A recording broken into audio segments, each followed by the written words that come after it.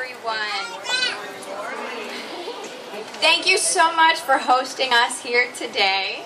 I can't tell you how excited I am, and as well as my family, my children, and my husband.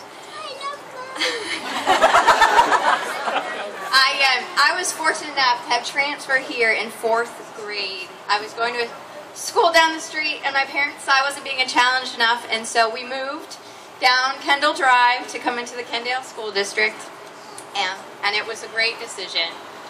Right now I'd like to bring you back a little bit more in time to the 1992-93 school year.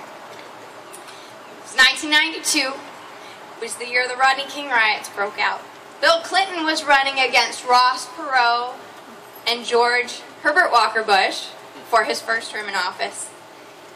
You could buy a new house for an average of $122.5 and pay about $1.05 a gallon for gas. By August, many of us were taking our last end of summer vacations and getting ready for the new school year. As the new student council president, I was brainstorming all the fun projects I was going to lead that year. But then August 24th came.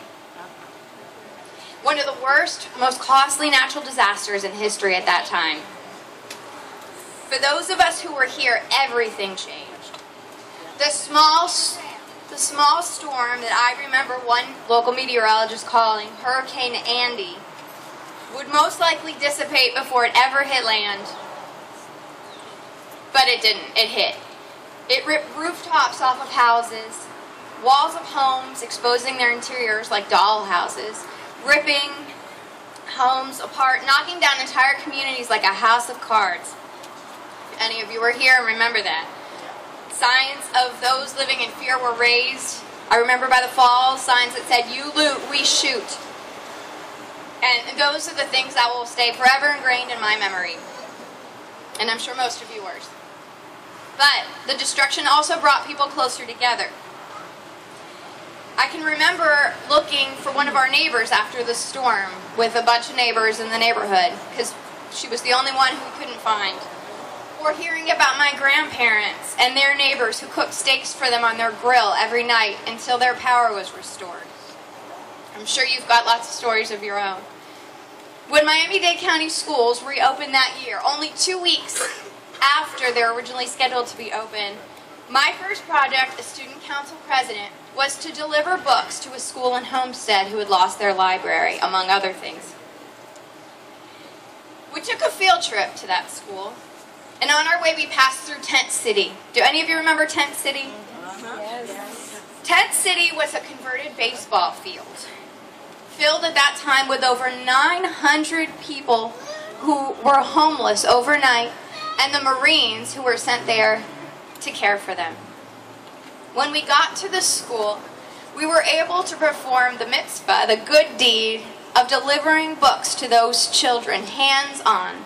It was such a rewarding experience for all of us that were able to be there, and one that I'll never forget.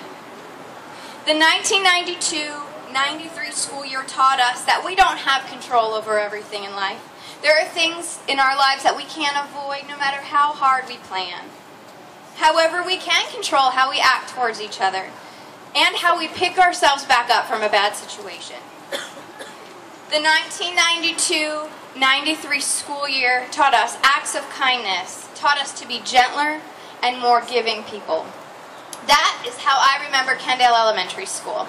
A warm, loving family of teachers, students, and parents dedicated to caring for the hearts, souls, and minds of its students.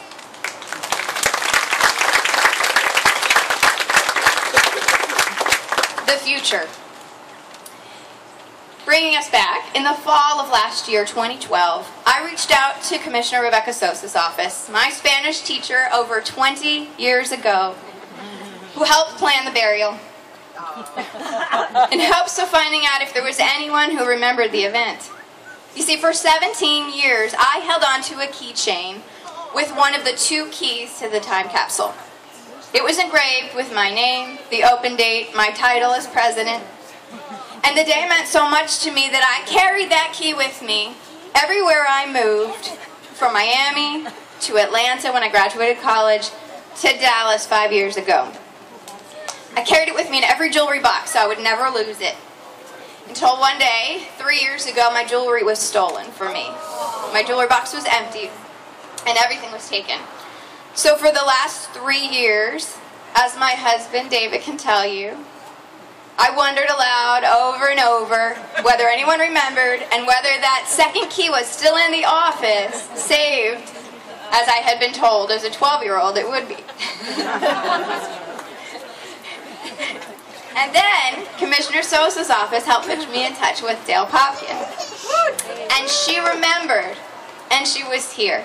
And thanks to Dale and all of her hard work and coordination, and all of you and your hard work, and everyone here today, at this beautiful school that challenged us and taught us so much, that school has been A-rated for 9 consecutive years. You can see I'm still doing my homework. Because of that, we're here. And I am so proud to call myself a Kendale Elementary alumnus. And I am so excited I could come here today with my husband David and my 2 young children, Aaron Laser and Rachel Malka, and be here with you. Life feels so much more complicated today, with all of the added challenges and the recent events that make us realize the value of safety and security in our country and our communities and our schools more than ever before. Information is changing so fast and it's so easily accessible. It can be amazing, but it can also be very overwhelming. But when we get back to the basics, when we challenge our children to be the best that they can be, academically, physically, psychologically, we'll see that they'll step up to the challenge, just as this city did and this school did after the aftermath of Hurricane Andrew. I'm eternally grateful for my parents for moving so that I could attend this school where I blossomed as a child, as a student, and as a person. And that's why I'm so proud to be with you here today in 2013.